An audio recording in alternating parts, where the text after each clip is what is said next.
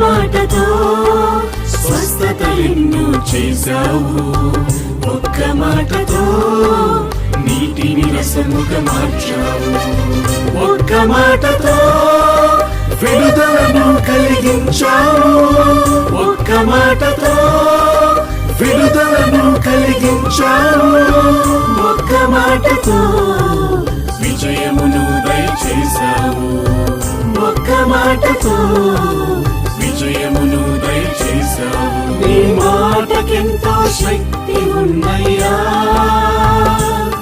నీవు మాట పలికిన మహిమలు జరుగునయ్యా. నీ మాటకెంతో శక్తి ఉన్నయ్యా, నీవు మాట పలికిన మహిమలు జరుగునయ్యా.